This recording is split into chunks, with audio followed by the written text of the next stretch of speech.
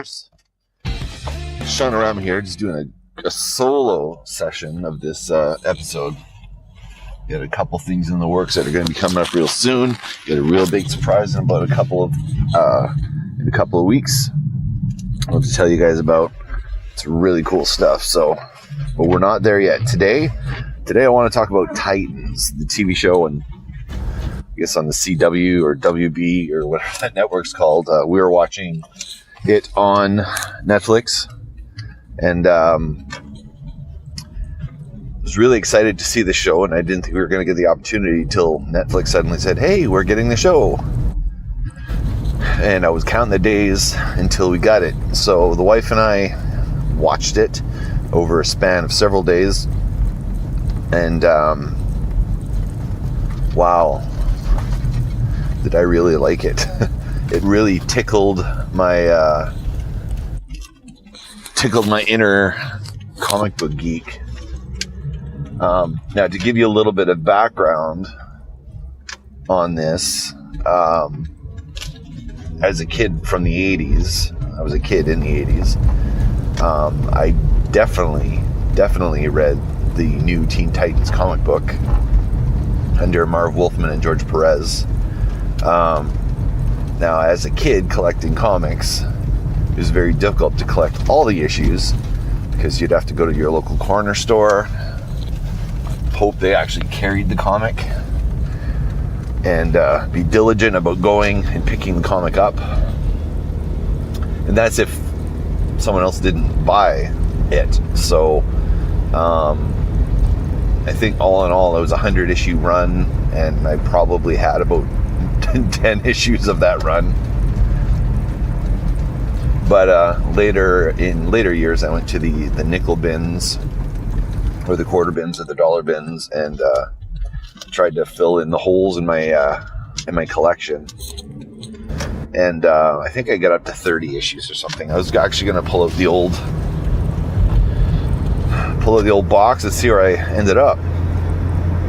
And I've also been eyeing, they have omnibus editions of the entire run. You can collect, and if you buy them through Indigo, they're generally 45 to 50% off the price, which is, they're generally about $100 to $120 a piece for each collection, and there's like 4 of them, I think, or 5 of them. So I'm eyeing it. It's a big investment. It's a big expense. And you know what's interesting? So this series comes out in and around the time that Jorge Perez has officially retired from comic books. He's been doing comic books his entire adult life, I think. And his output, like the amount of work the guy's put out, is ridiculous. I think back in the day, I think he must have had an output very similar to John Byrne, and John Byrne was a workhorse. And similar styles, John Byrne and George, they had a very, very similar style that really appealed to me.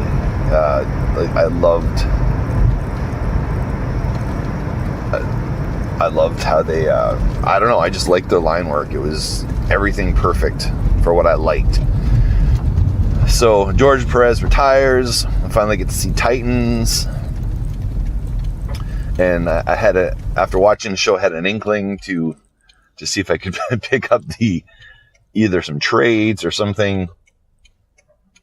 It's kind of funny. I don't know. It's just one of those things, serendipity, or I don't know if is that the right word, where all this stuff was kind of lining up. Maybe it was a smart marketing. But anyway, regardless, so we got through the series, we got through the show. It wasn't difficult. I was hooked. I think I might get into spoilerish territory here, so if you're listening, I guess back off right away. Don't want to spoil anything for anybody. If you haven't seen the show, go watch it, come back, and we'll talk about it some. But it worked really, really well as a TV show and as an edgy TV show with all the swearing and stuff, because Titans was always edgy and talked about issues that were edgy. And like the whole thing, I don't know if anybody knows about this or, what your knowledge of the Titans are, but there was a whole really creepy thing with Tara, who was one of the later Titans that came along, and her guy. Hang on, I'll be right back. So she had this weird, strange relationship with Deathstroke, who later moved on to be a major villain.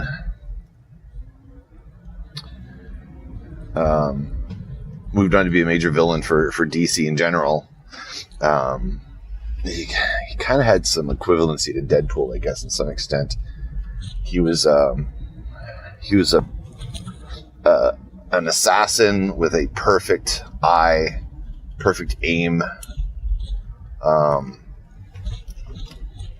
He was capable. I think in later years he was capable of taking out the entire Justice League single-handedly, one at a time or something. He was just so skilled, and he was just a normal guy with an amazing ability to aim, a sense of accuracy, I guess, more than anything. So anyway, that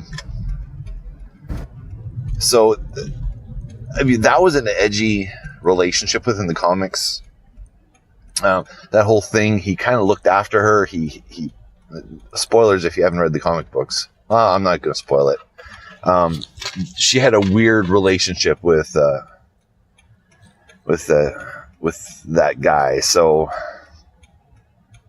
and when she was introduced with a specific intent in mind by the creative team. So, very interesting. Like, a lot of edgy stuff was going on there.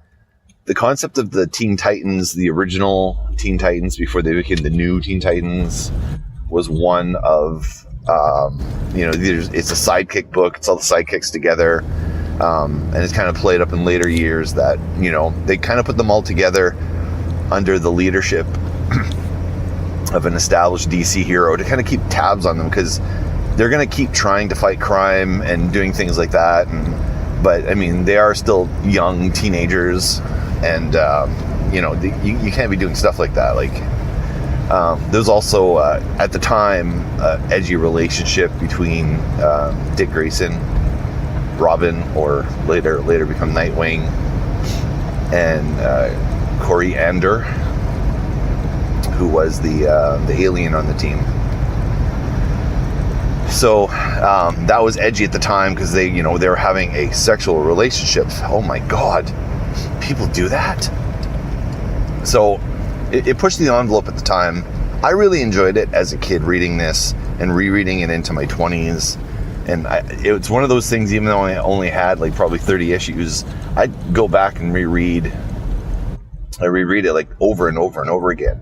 So when this series popped up on my radar, I saw that, the original trailer, and it's got the infamous, and you've probably seen it. If you haven't, check it out. But there's a line in the trailer where they're all kind of, Robin shows up and everyone's all, oh my God, Batman's showing up. Because, Robin is the precursor to Batman showing up. And they're all like, oh my God, Batman's showing up. They don't give a crap that Robin's there. Like, what's Robin going to do? He's just the sidekick, How dangerous is Robin? And Robin just trounces them. In this trailer, it just trounces all these hoodlums. And then at the end of the trailer, and I don't know if it sequentially happened that way in the show, but in the end of the trailer, he's like, fuck Batman. So this is a very different show, but it really does follow a lot of the principles of the new Teen Titans and later Geoff Johns' run. And he ran it with, is it Dodman? Dodman, I think, is the artist. God, I'm kind of I'm doing this on the road, so my remembering every little detail sometimes fails. But anyway, the series like really followed a lot of that stuff. It really paid attention to, you know, what was going on. Oh, I'm on the wrong side of this place. I'm actually, just so you know where I'm at, I'm actually getting air from my tires. All these sudden changes in temperature have really oh,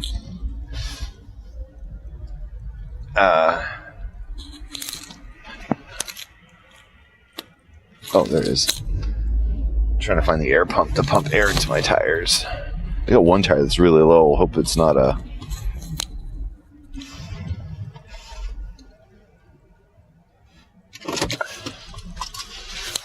Alright, I'm going to take another pause here. See how much fun it is hanging out with Seanorama on a Sunday? So I really like that it kept the edginess. In recent years, or I guess maybe not so recent years anymore, they've changed the Titans to be more of a I don't know, like Teen Titans Go. It's kind of got this funny anime style to it, and it's I don't know if I'd call it a joke per se, but it's definitely not the serious thing from the 80s, or even the serious thing from the, I guess, 90s or 2000s when Geoff Johns was writing it. It doesn't quite have that same sort of edginess. It's a different kind of edginess. It's a humor that's I mean, it's really funny that Titans Go, but this show, this live action show, is really the epitome of what happened in the 80s. And when the first few episodes of the show, it's like, oh, okay, well, this is, you know, it seems like it might have been a slightly different take on the source material, which I was okay with, because, I mean, you can't completely rehash, or you can't just take what was there before and just, you know, literally do exactly the same thing. It's never that entertaining. But how the team came together was different than in the comics, which was, you know, a good idea. But there was a slow build. So when it started out, I'm like, okay, well, some of my favorite members are not going to be part of this team, but I'm okay with that. It was, you know, it was a 4-person team, and that's how they hinted it. But as the series progresses, they add in Hawk and Dove, which they're not members of the team, but they have a whole story arc. Or maybe they are members of the team, I'm not really sure. But they actually played Hawk and Dove in a very interesting way that felt Watchmen-like to me. In that, you know, these are just two people fighting crime that put costumes on, but they're not the best. They don't have superpowers. They're pretty good, and but they're definitely immortal. So that's the one thing I like about DC Comics, is someone can go put on a costume and not be the best and still, you know, make a difference and still fight crime. Not everyone's Batman, you know, where they can do anything and everything, and they're the best of everything that they do. You get guys like, oh man, I think it's not Catman. The name is that guy. But you got guys who, oh, he was a professional boxer, so he's really good at boxing. Like that's his shtick. But I mean, he's not good at, you know, 10 different martial arts. He's good at boxing, and he's probably going to get trounced, you know, a good chunk of the time. But they have those level heroes, but then they also have like the gods, like, you know, Hawkman and Superman, and, you know, all those, and Wonder Woman, like all those like supremely powerful, uber, almost gods. So they actually showed that side, which was nice to see with Hawk and Dove. So anyway, as the series progresses, suddenly they're introducing Wonder Girl, or like what? Like Donna Troy, sorry. And I'm like, what? Like, I didn't know she was going to be on the show. I was really excited because I really liked the dynamic in the comics with Donna Troy and with Robin. Like, they had, even though like this is what I like. You can have respect as a superhero to a superhero in DC. Like in Marvel, I guess maybe not everyone. People mocked Hawkeye, I think, a bit. He's just a guy with a bow. But Captain America got the respect. It was begrudging, but people just couldn't help but respect it, like Thor respected Cap. But in DC, Robin on the Teen Titans is respected. Like, oh, you're a partner to partner to Batman, but you're still like the shit. Like, you're still the guy. Like, you're partners with Batman. Oh my God. But Dick Grayson is just a guy who's, trained his whole life. He's a, really good fighter and got some pretty good pretty good detective. But is he more than that? But there's a respect given to anyone who goes out and has fought crime and dressed up, in a cape and cowl. And I like that. Like, I like that identity or that stamp that DC has. And this is definitely the case here. Like, you've got Beast Boy or Changeling, whatever you want to call him. And, he changes from, a kid into an animal, green animal, mind you, but an animal. And, it's pretty tough. Like, he's a tiger. And then, you get Starfire or Coriander, who she can, shoot, heat blasts and all that stuff. Like, you get these, and then Nevermind Rachel, she's like uber powerful. You have all these uber powerful people, but somehow Robin is able to stand toe to toe with them. Like, I like that. I like, there's a dichotomy of power levels, but there isn't really. Like, they still treat Robin like he has the same power level, even though he's not shooting, beams out of his eyes or anything like that. He just gets that respect because, as a tactician, because really that's, I find that's his big thing. And that's Batman's big thing is they're tacticians. They figure shit out. They figure out ways to beat opponents. Like, they're thinking. They're not just, it's not all muscle. They're, figuring stuff out. Like, it's really cool. So I like that. And they kept that in the show. So I really enjoyed the slow build of introducing the characters, kind of one at a time. They're slowly brought together. And they're taking the time. Sorry, I just came from outside. It's really cold. Whew. Anyway, so they're taking the time to introduce each character one at a time to get to know them, and then finding a logical way to bring them together. It was really good. I really liked Dick Grayson. They actually delved into why he became Robin, and how Bruce brought him in, and they covered a lot of that stuff. And from a writing standpoint, they used Rachel as the focal point, which I really enjoyed that. Because, using her powers and stuff, it was a great way to logically bring them together. And I kind of expected it to be more grounded. Like, it's a TV show, right? So, and it's not, aligned with Supergirl and Arrow and Flash and all that stuff. So I was thinking maybe they had a lesser budget. But they're exploring Starfire. They're exploring, her alien origins. There's budget there. She uses her powers. It's, there's money being spent there. So there's a lot of stuff in there that I really, really enjoyed. And it kept getting bigger. So it started small, and then it just kept getting bigger. And I'm like, holy crap, like, you guys are actually doing this.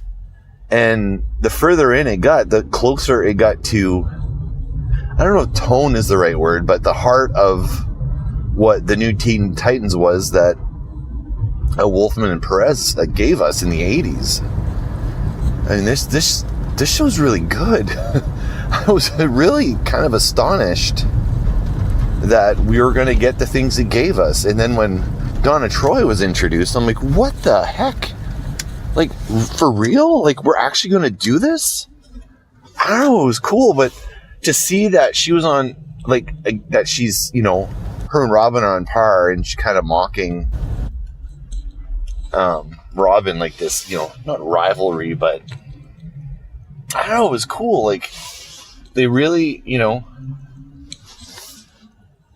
they really handled the characters well. They didn't shy away from anything. You know, they just went ahead and,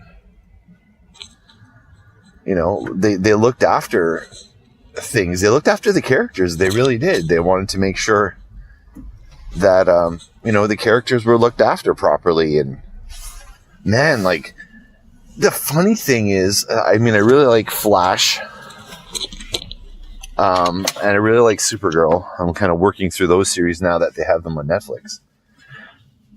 And I don't know, man. Pretty freaking cool.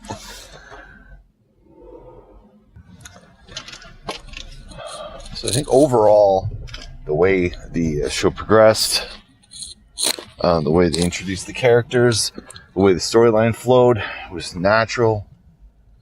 It had a beat to it. Does it pay homage to what came before? Yeah, it does. I thought it was going to totally bypass the Perez Wolfman era, which it did not even close. I thought it would lean more towards the Geoff Johns era, which it did. It did lean towards Geoff Johns, but it wasn't exclusively one or the other. It was both. Like, it was a nice mix. And I gotta say, I just saw Aquaman, which I really, really liked. It was a lot of fun. And Geoff Johns, I think, has been given the creative reins to the television and movie side of things, and his name was prominent in the credits for Titans. I think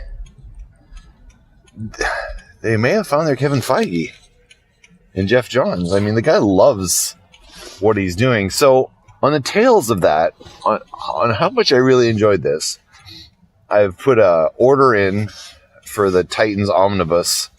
And before I hit send, the wife said, "Oh, let's wait a second. Wait," because I think she's interested now too, because she watched it with me. But I went on a big run of DC stuff. I'm reading Wonder Woman now. I'm reading some Batman. I've just been going to the library and taking stuff out. And, you know, really, really liking the DC stuff. I was always a Marvel guy. I always loved the Marvel stuff. But I couldn't seem to get into the DC stuff. I mean, I was into DC as a kid. You know, it was more bright, more colored, more super heroic. It was less nuanced than the Marvel stuff, which as a kid, that, you know, really appealed to me. But then in later years, I'm like, I don't know, maybe I'm going back to DC. I mean, I only collect one Marvel title at the moment. So from a guy who used to collect 25 titles a month, I've gone from that to, you know, one title a month. The wife has got, I think, 3 titles a month she collects. It's crazy. So, thumbs up, thumbs down, Titans? Yeah, thumbs up, all the way up. Really enjoying it. It feels more like a companion show to Daredevil, which is a Marvel character, than anything happening with Supergirl, Arrow, any of that stuff. Tonally, the way the story is told, everything, it doesn't fit in with the other DC stuff on TV, which is a good thing. It's its own thing, which is great. But yeah, it feels, if you like Daredevil on Netflix, and I'm not talking about any of the other series on Netflix from Marvel, but specifically Daredevil, this feels very tonally the same. A lot of the same stuff. And it's amazing how they can still keep it grounded while not being grounded. And it works. It actually really works. So kudos, DC. I mean, the 1-2 punch of Aquaman in this, man, I'm actually looking forward to Shazam now. seemed a little bit wonky, but I remember the way Shazam was treated in Kingdom Come, which I had, supremely enjoyed Kingdom Come. I mean, how could you not?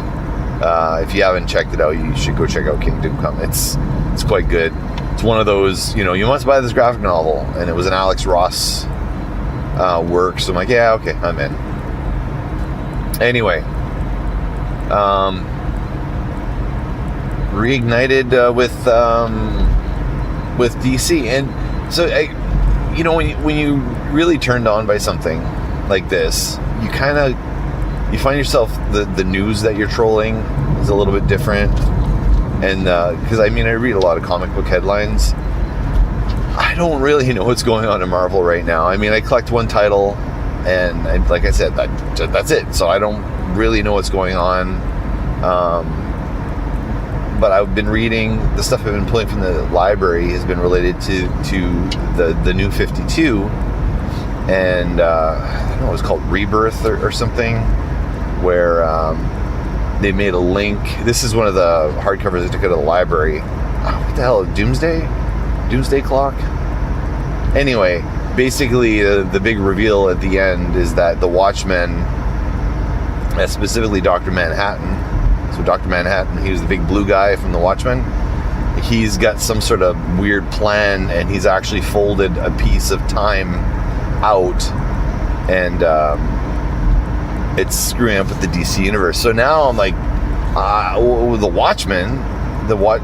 Watchmen were always kept separate from the rest of the DC universe, and now they're folding it in with this grand epic storyline, and I'm like, I don't know what's going on, but I want to find out. So all the headlines I've been looking at, DC seems to really be kicking up a notch, and they've taken a concerted effort to, if you're going to do an event the way they're doing it, it's not going to discontinue what is working. It's going to keep a flow. And I read some Batman, I guess about a year ago. I really liked it. The writer on that has been, really good. And I don't know. Would I collect again? I don't know. Collecting's so expensive. I'm enjoying reading the trade paperbacks from the library, and it might entice me to maybe go pick up a trade DC title. And if you're going to buy your trade titles, if you're not going to buy it from your local comic book shop, which you should, the second place to go is definitely Indigo. Unless you have an Amazon Prime card, the best financial deal you're going to get is definitely from Indigo. Just saying. So anyway, so that's that. I think I'm on my way home. I'm just trying to find a way to be able to stop the podcast as I'm driving. As you know, I record this on the phone most of the time. So I'm going to cap it off here. I had a lot of fun with this. I'm enjoying the DC again. Let's see if they can maintain the momentum, at least in the film world and in the comic world. And yeah, it looks like I'm dipping my toe in. All thanks to Titans. See what a good show can do, or a good movie can do? It can ignite both sides of the fence. I haven't bought a DC title in forever, and now I'm actually like, yeah, I might buy some. That's insane. That is insane. That's what a good show can do. And if you follow a good cinematic side to your company, and you follow that up with, good writing, so people go back to the comics, and they're not carbon copy stories from the movies. They're actually new stories, same characters, but maybe slightly different. Man, that's a home run from DC. I really like the plan they've laid out, because it's working for me. Like I'm in. I might be all in. Oh my God! Imagine converting from Marvel to DC. I'm really curious what Comic Basics has, their whole take on this, and maybe I got to get these guys on the show. We got to talk about this DC versus Marvel thing, and to get their perspective on it. Man. All right, I'm going to cap it off here. Had a fun time with you guys today. Again, a couple weeks, something very special coming. There's been hints sprinkled all over a bunch of past episodes. Did you see the hints? Did you figure out what's going to happen? Wait 2 weeks. See ya.